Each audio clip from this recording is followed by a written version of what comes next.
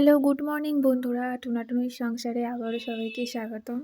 আর দেখো, আজকে একটা প্লেন আলুর তরকারি করব আর সাথে পরোটা। প্রথমে আলুগুলো কেটে নিয়েছি, এখন একটা সিটি দিয়ে নেব। আর টমেটোগুলো কুচিয়ে নিয়েছি। এখন ময়দাটা মেখে নেব একটু লবণ আর গরম জল দিয়ে। দেখো, আমার ময়দা মাখা হয়ে গেছে। এখন কড়াইতে একটু তেল দিয়ে দেবো। তোমরা সাদা তেল বা সর্ষের তেল যে কোনোটাই ইউজ করতে পারো, আমি সাদা তেলটাই দিয়েছি। এখন দেখো, ফোড়নে দিয়ে দিয়েছি কালো জিরে আর শুকনো লঙ্কা। এখন ওটা একটুখানি ফ্রাই হলে তার মধ্যে দিয়ে দিয়েছি টমেটো কুচি। টমেটো কুচিটা দেওয়ার পরে দেখো, সেই সিদ্ধ করা আলুটা এখন দিয়ে দিয়েছি।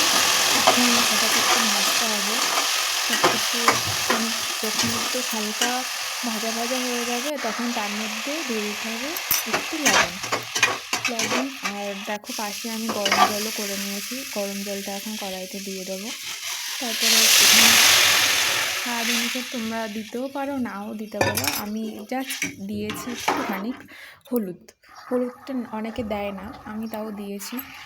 তার মধ্যে দেখো, এবার জাল উঠে গেছে, রান্নাটাও প্রায় হয়ে গেছে। একটুখানি ঘি দিয়ে নামিয়ে নিয়েছি।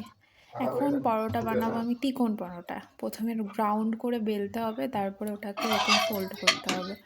তারপরে কড়াইতে ঘি দিয়ে ভেজে নেবে, তাহলেই তৈরি হয়ে যাবে পরোটা। দেখো আমি কীভাবে ভাজছি। তোমরা সাদা তেল দিয়েও করতে পারো, কোনো অসুবিধা নেই, কিন্তু ঘিটা দিলে বেশি টেস্টি হয়।